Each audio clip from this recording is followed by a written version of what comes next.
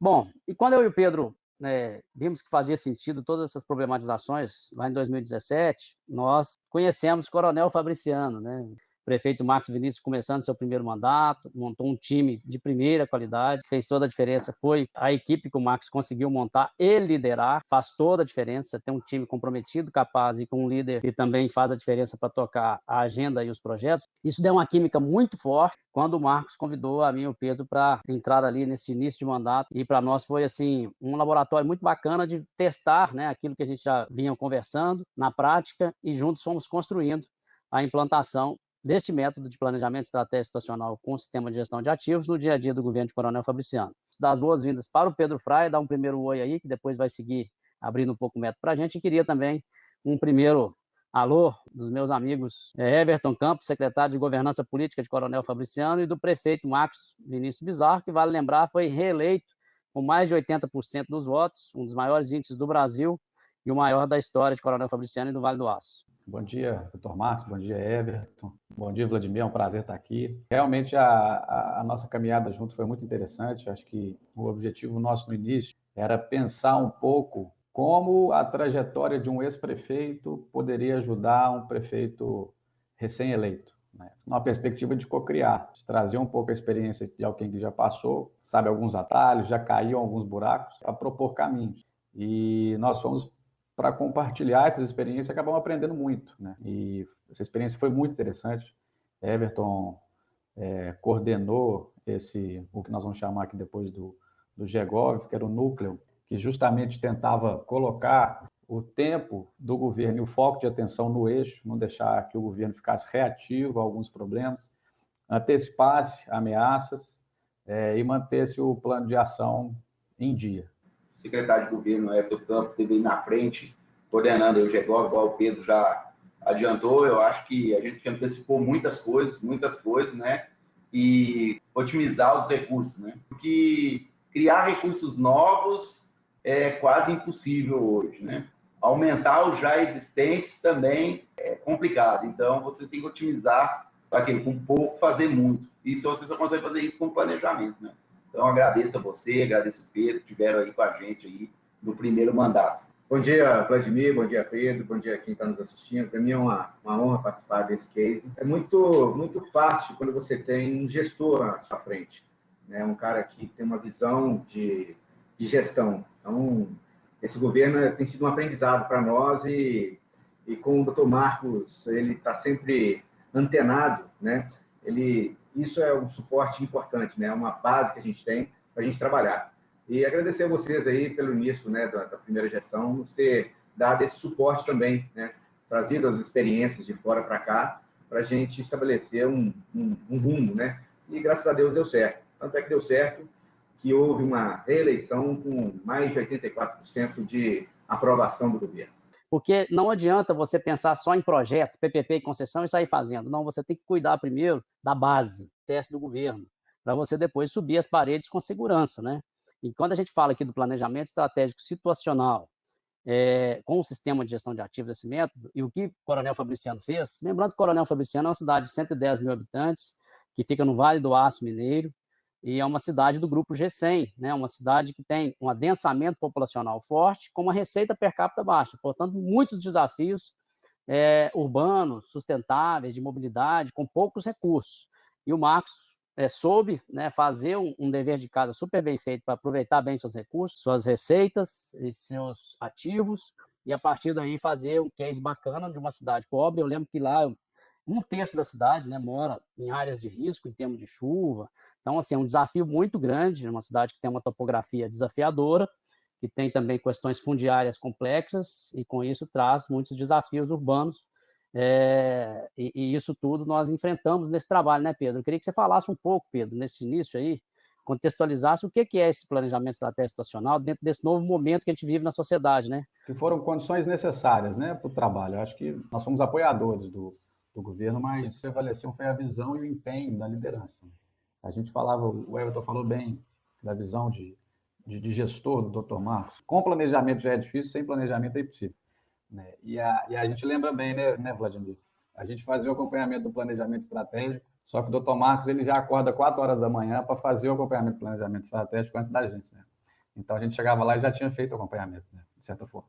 Então, a gente acompanhava, de certa forma, esse perfil de liderança que está atento, né, aos detalhes, né, e aos projetos macros, né, eu acho que essas foram as grandes entregas do governo, né? O contexto da gestão pública ele é situacional, né? As situações elas vão mudar, os atores provavelmente vão mudar, as matrizes de interesse às vezes vão mudar, e os fatores externos mudam. Isso impacta o planejamento. Está com o planejamento andando, né? E o jogo vira, o contexto vira, atores novos entram. Como é que você vai fazer para reformular o seu planejamento? Então, o que a gente fez foi criar essa estrutura que Matos chama de processamento tecnopolítico. E aí eu vou mostrar aqui a base do conceito do trabalho. Então, aqui a gente tem o quadro que é muito conhecido, o quadro VUCA. O Vladimir gosta muito desse quadro, porque ele, de certa forma, a gente mostrava ele de uma forma em 2018 e agora a gente mostra ele de outra forma, né? Assim, não mudou a complexidade da gestão pública, né? São múltiplos fatores causais, é difícil, às vezes, até de entender por onde começar a pensar um problema.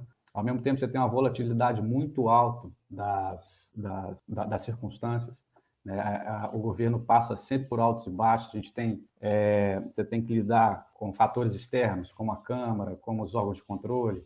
Isso, de certa forma, está sempre tirando um pouco de energia do governo, tirando foco de atenção. Tem a ambiguidade, que é a falta de clareza dos resultados, né? Quando a gente planeja, a gente espera um resultado, mas, de certa forma, a mudança e a complexidade da vida pública ela pode gerar outro resultado, pode gerar um resultado que não estava esperado, pode gerar o que a gente chama de externalidades negativas. E justamente a incerteza, né? A incerteza com o que pode vir no amanhã, né? Ninguém esperava um contexto pandêmico, ninguém...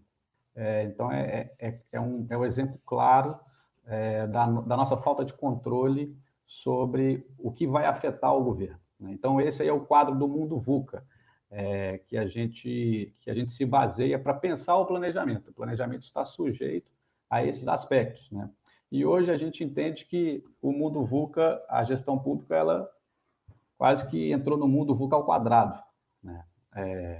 De certa forma, esse quadro que a gente está vivendo reorganizou e redirecionou o esforço de uma forma que nunca foi vista antes, né? Então, a gente está vivendo ainda um contexto ainda mais complexo, um contexto ainda mais volátil, um contexto ainda mais ambíguo e um contexto ainda mais incerto. Qual que eram os alicerces da perspectiva do planejamento estratégico institucional, né? Então, a gente colocava a segurança do governo baseada em 2 pilares, né? O que a gente tem que cuidar? Quais são os pilares fundamentais do governo?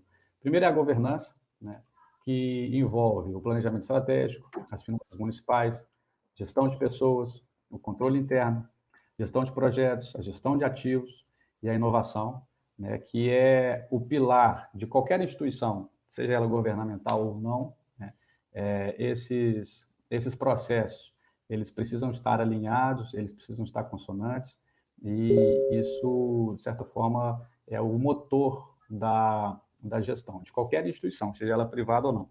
No setor público, a gente tem um pilar que é tão sensível e tão necessário à manutenção da própria governança, que é a governabilidade, né? Que é justamente tratar dos fatores externos, né, ao governo. Então, a gente tem primeiro um sistema político, né? A gente tem um ciclo político eleitoral de 4 em 4 anos, né, no qual as janelas se abrem e o governo, de certa forma, tem que dar conta da matriz de interesse dos atores. O controle externo é algo que, se não estiver no radar do governo, é algo que pode inviabilizar ações e compromete a própria governança. O controle social com os conselhos, com a sociedade civil organizada, é algo que tem que trazer para dentro do planejamento para fazer cocriação, né, seja cocriação de política pública, seja um processo de transparência e comunicação das ações institucionais, né? A imprensa e redes sociais, a relação federativa, né? Estar junto das entidades municipais, uma frente, por exemplo, e acompanhar os processos que estão sendo encabeçados pela frente, era algo que é importante do ponto de vista da diplomacia municipal, né? Para o agir em conjunto, né? com os seus pares. Então, a governabilidade e a governança são os 2 pilares que moviam que de certa forma, eram aonde o Matos diz que a gente tem que ter mais cuidado, né? Que são os 2 cuidados para manter o planejamento em curso. O resultado, né, são as políticas públicas, né, e um bom clima e cultura organizacional, né, para poder tocar os projetos e manter a equipe alinhada. Ao mesmo tempo, o Vladimir, a gente trabalhou muito com esse gráfico, a gente gosta de exemplificar, né, ao mesmo tempo que a gente tem que cuidar dos 2 pilares de governança e governabilidade, a gestão pública invariavelmente tem que lidar com a questão do tempo, né? A gente tem um período efetivo de gestão de 4 anos, né? O cuidado desses 2 pilares, ele é perpassado pelo tempo e esse tempo exige cuidados e exige que a gente se atente às janelas que ele abre, né? Então, quais são as dificuldades de colocar em prática o cuidado da governança e da governabilidade no tempo efetivo de gestão, né? Então, esse gráfico ele mostra o início, né, do governo e o término do governo. Então, geralmente, quando o governo inicia, a capacidade de governar do governo é baixa, né? De certa forma, você tem uma nova gestão. Essa gestão ela vai se adequar às estruturas governamentais, ela vai adequar a hierarquia administrativa, ela vai se adequar aos processos, né? Vai ter um momento ali de ajuste entre pessoas, né? Entre o primeiro escalão, o segundo escalão, vai ter um ajuste entre os servidores efetivos e os servidores comissionados. Então, a capacidade de governar no início, ela geralmente é baixa, né? E o governo tende a construir e a melhorar essa capacidade de governar ao longo do tempo, né? Ao longo dos anos de gestão. Então, o principal cuidado é justamente não perder o ritmo da capacidade de governar. Ao mesmo tempo, o governo entra com um apoio e força política muito alto, né? Justamente dado o capital acumulado nas eleições, né? O capital político, ele entra confiante, ele entra legitimado. Então, o que geralmente acontece com governos é que, ao passo que a capacidade de governar vai aumentando, e aí a capacidade de entrega do governo vai aumentando, pode acontecer do apoio da força política ir diminuindo, porque as pessoas têm expectativas, né? Esperam do governo entregas e resultados, né? Esse gráfico mostra justamente um dilema que vários governantes passam, que é não conseguir equalizar o apoio e a força política que tem com a construção da capacidade de governar, ou seja, a construção da capacidade de entrega, né? Então, o planejamento estratégico situacional, ele vem justamente para tentar inverter esse quadro, né? Antecipar ao máximo a capacidade de governar, ou seja, deixar que o governo construa com precisão a capacidade de governar e mantenha o apoio à força política, né?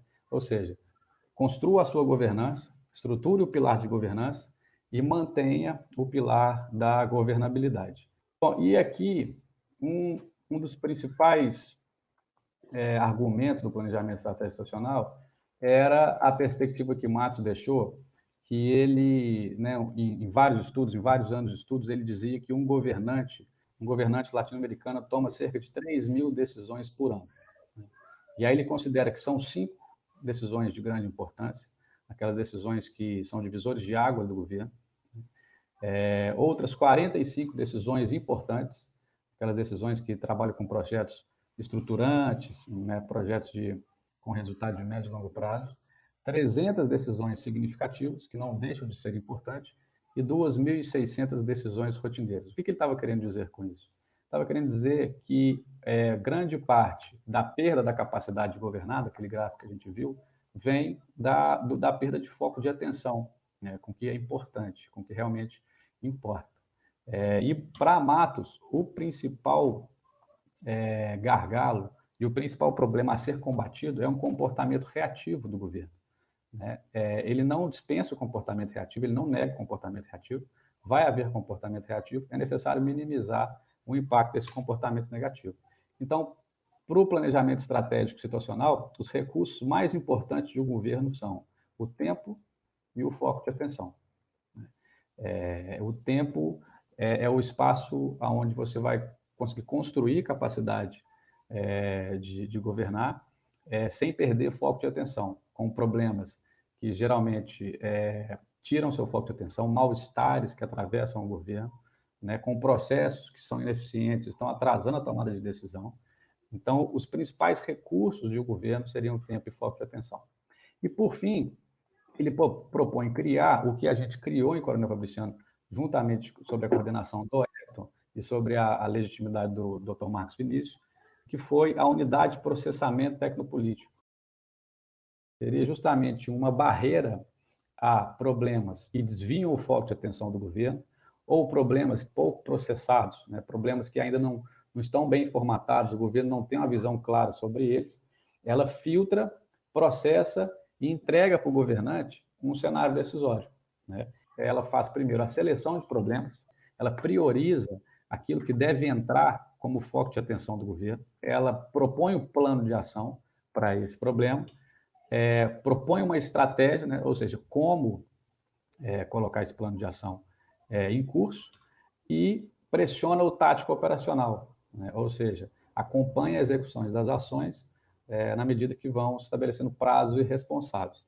No fim das contas, o que a unidade de processamento tecnopolítico está fazendo? Ela está olhando principalmente para os problemas estruturantes, né?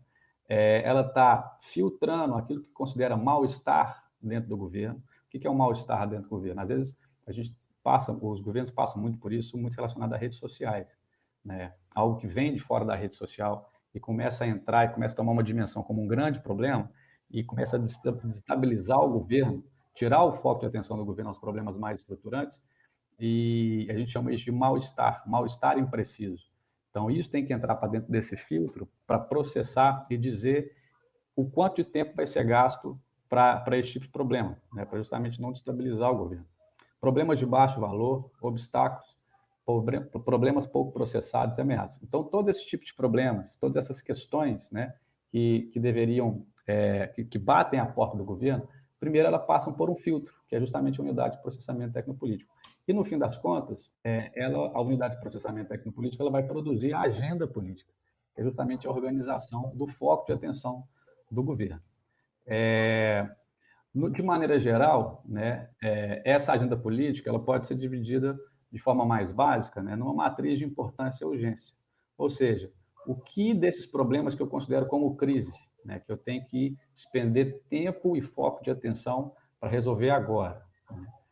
Então, ele se enquadra como crise.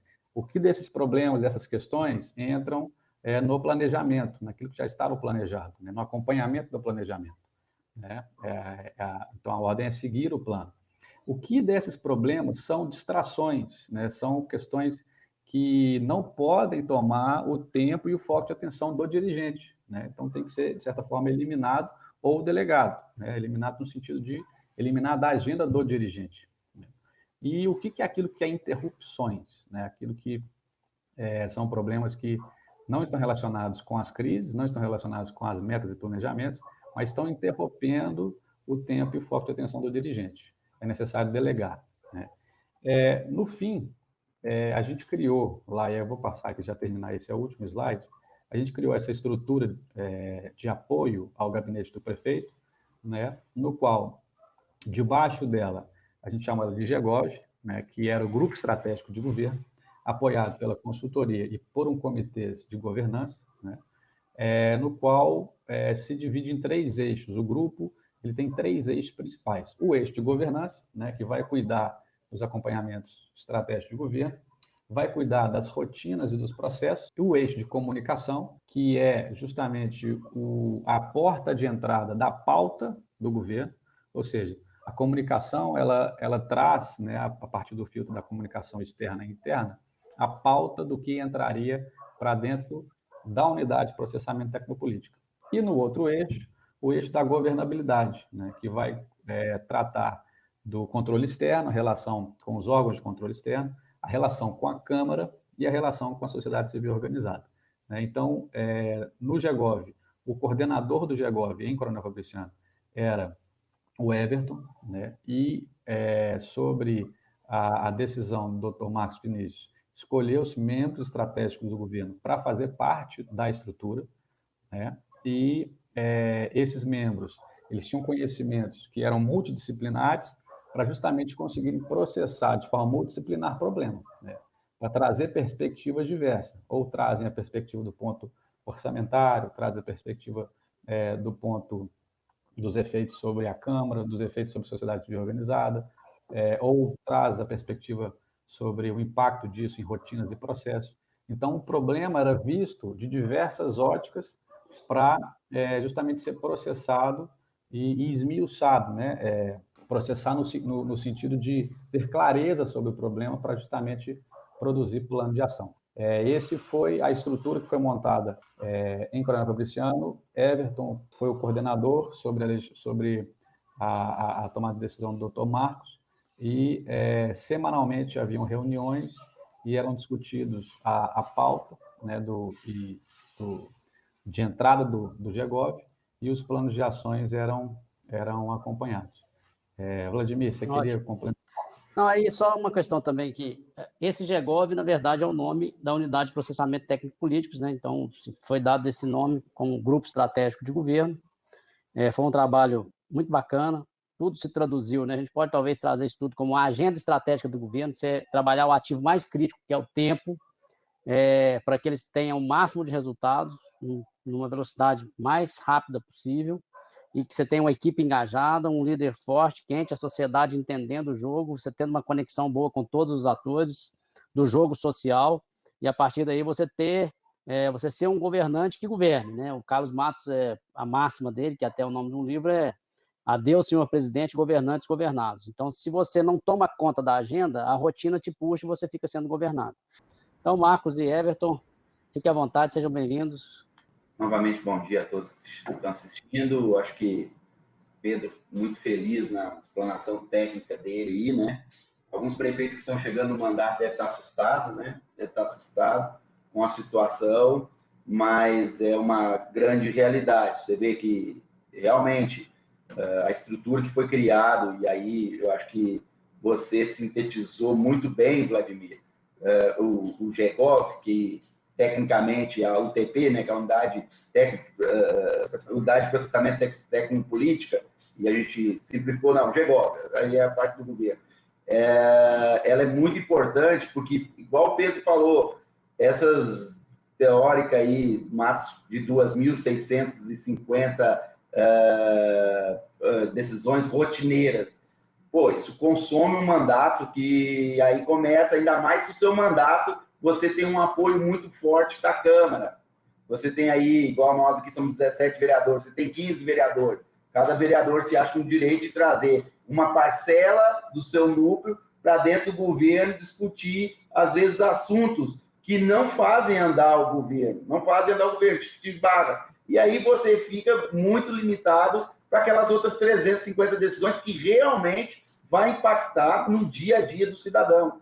E se você não tivesse esse planejamento estratégico, se você não tivesse essa unidade de processamento, nós aqui, pontual, Minas Gerais, nós teríamos passado uma dificuldade, eu te falo, Coronel Fabriciano, e nós estamos, inclusive, no grupo de G100 aí, que realmente é uma cidade de médio porte, com características de grande porte, mas com todos os problemas aí de grande porte, com recurso de pequeno porte. Nós passamos uma crise aqui de governo de Estado em 2018, onde que um terço daquilo que era previsto entrar nos nossos cofres foi saqueado pelo governo do Estado. Imagina se você não tivesse esse planejamento, imagina se você não tivesse essa blindagem do GEGOV, se você não tivesse todos a governança, com a governabilidade toda estável, não teria suportado a crise de 2018.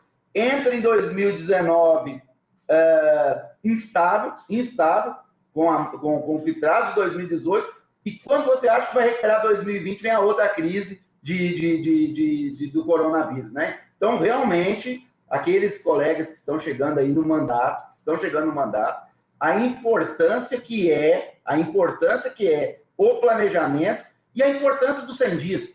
Os 100 dias é o que vai definir realmente o que vai ser o seu governo. Vale para quem está chegando para quem está chegando, como para quem está continuando. Porque aí o Pedro também fez um gráfico muito bacana aí, de como você começa de governança e governabilidade, como elas se cruzam no meio do caminho. Elas se cruzam no caminho. Se você não tiver com uma estabilidade muito grande na sua gestão, o seu projeto, ele tende realmente a fracassar na metade do caminho. E o Pedro falou uma coisa, só vou consertar aí, Pedro, esse menino é fantástico, né? Esse menino é fantástico, entendeu?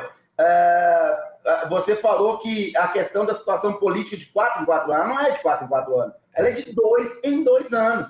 Porque nós temos aí que impacta principalmente as cidades de médio e pequeno porte, que hoje é mais de 85% das cidades brasileiras, elas são impactadas diretamente pelas eleições estaduais e federais devido a convênios e repasses que automaticamente ficam bloqueados naquele ano eleitoral. Então, engessa mesmo o governante aí de tomar as atitudes. Por isso que eu falei, sem planejamento é impossível, Principalmente um planejamento bem feito nesses 100 primeiros dias. É melhor ficar esses 100 primeiros dias trancado numa sala com a sua equipe, organizando a casa, do que você sair na rua. E depois dos 100 dias, você sai na rua para tomar as decisões. Planejar. Aqui a ordem é o seguinte, planejar e planejar. Eu só queria contribuir na questão quando a gente estrutura o GEGOV, né, essa equipe multidisciplinar ela é importante para tomar a decisão do prefeito, do gestor. E quando você começa a filtrar aquilo que vem do externo, né, passa por esse filtro dentro do GEGOV, e a gente estabelece algumas ações, as agendas, né, positivas, propositivas, e leva para o gestor para ele tomar a decisão. Um exemplo claro, num determinado período, né, do cruzamento, né, do namoro do eleitor e da ineficiência ainda da gestão, porque ela está se conhecendo, né, naquele momento é importante você ter ações estratégicas para chamar atores importantes da sociedade para vir conhecer o que é a estrutura interna dentro de uma gestão, né? Daí, né, prefeito, nós criamos a agenda positiva, chamamos as instituições de fora. Foi muito bacana. E outra coisa também que essa unidade técnica de processamento ela faz, ela inibe realmente, ela ali na própria unidade, ela resolve dessas 2.650 decisões, teoricamente o prefeito ia ter que tomar, ela mata umas 2.000 ali. Ela mata umas 2.000 decisões ali que não tem que desgastar o prefeito, não tem que desgastar a própria governança, deixa o prefeito trabalhar. Na verdade, para quem está assistindo aí, para você ter, deixa o prefeito trabalhar, que é o que a gente quer, tomar as ações, entendeu? Ela abrindo o prefeito de uma forma tão bem blindada, tão bem planejada, que o prefeito toma ação, ele consegue desenvolver o que ele planejou, ele consegue desenvolver aquilo que está planejado, e a equipe do GEGOV consegue realmente apagar esses incêndios que vão aparecendo, né? Então, acho que realmente nós temos uma experiência fantástica, claro que também o Pedro falou que temos a experiência aí do Vladimir de 8 anos aí como prefeito, e que realmente conseguiu trazer para dentro do Coronel Fabriciano, e eu acho que é fundamental, o prefeito que está entrando, primeiro mandato, ele tem que ter aquele conselheiro, ele tem que ter aquele cara, olha, uma vez eu já tentei uma coisa parecida e aconteceu tal coisa. Porque as experiências, elas podem até mudar o local, mas as experiências normalmente são as mesmas. E os problemas são os mesmos. Os problemas, eles são diferentes. O problema tem em Coronel Fabriciano, tem lá em Canoas, tem lá no norte do país, tem em tudo que é lugar. A proporção que ela diferencia de acordo com o tamanho da cidade. Mas o problema, normalmente, ele é o mesmo. O quanto o trabalho da estruturação da governança no governo de Coronel Fabriciano, ele foi bem feito, né?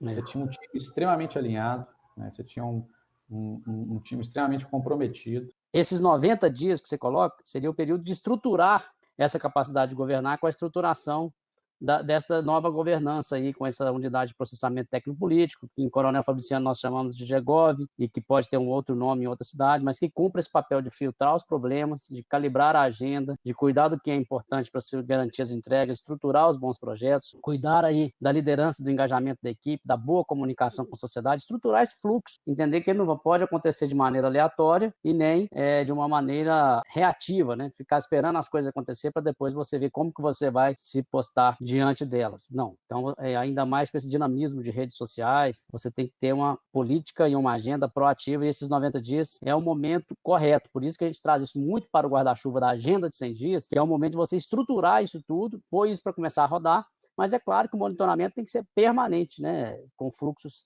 semanais, quinzenais e mensais de rodada com dirigente maior, para que você faça aí a agenda ser produtiva e atinja os resultados.